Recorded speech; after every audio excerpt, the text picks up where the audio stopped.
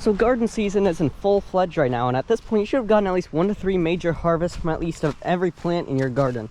And you're like, yo, I'm not getting anything from my garden. In this video, I'm going to show you how to get the most out of your garden this month, going into next month, and possibly even going into the further months ahead. So let's go. Now, this is the most common issue I see with people that are growing their gardens and realizing they're not getting a lot of harvest.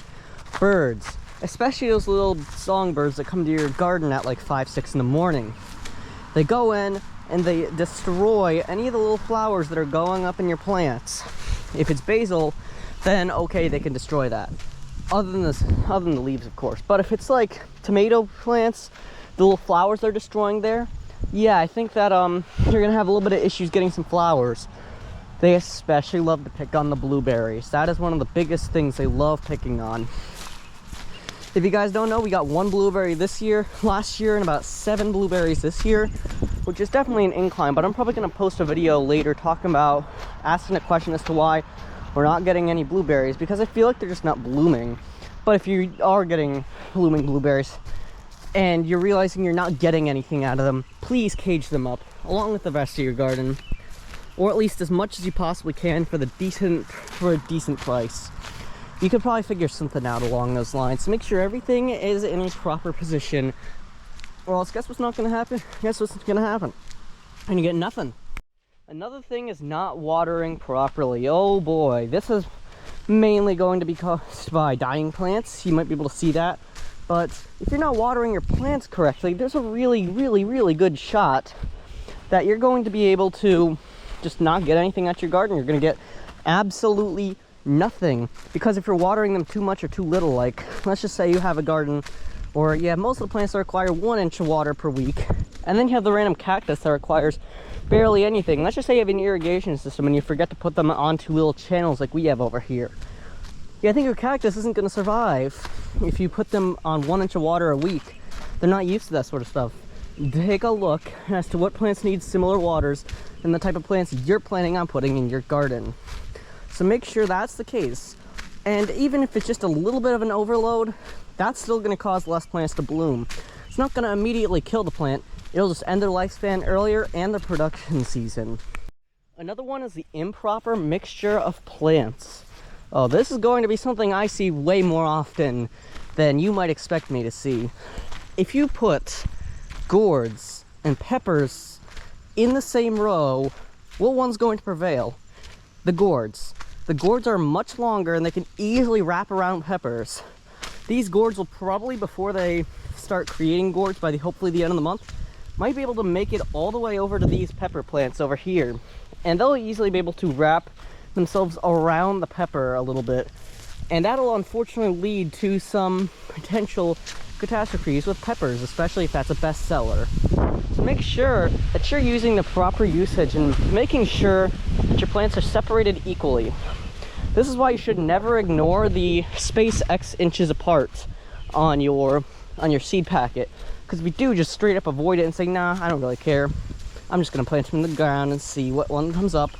Guess what happens if you have a really successful batch? All of them is going to come up. And guess what's going to happen when all of them come up? Some plants in the area are going to not prevail, unfortunately. So you need to make sure you know what plants will prevail in those types of conditions. Now this is the one we blame the most on for lack of harvesting. The weather.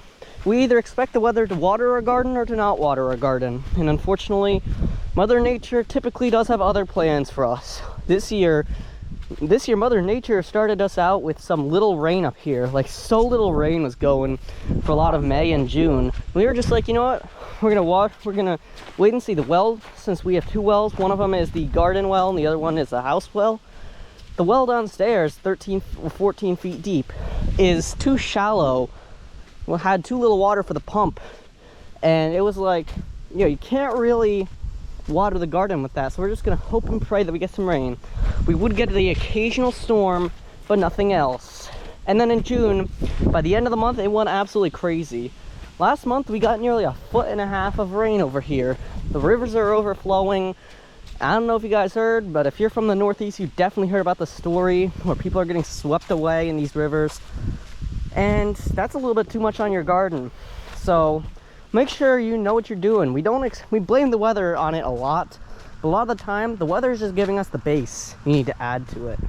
Now finally, we have inconsistency. This could be just nights or how consistent the soil is. So if we're talking this time of year, the inconsistency in nights is just so crazy. Like literally, it's getting down to the upper 40s and low 50s here. While on average, it should be in the low to mid 60s to even low 70s here at night. And it's been doing that a lot recently. It's just been fluctuating around. That's definitely causing a little bit of a detrimental impact on some of the plants in the garden.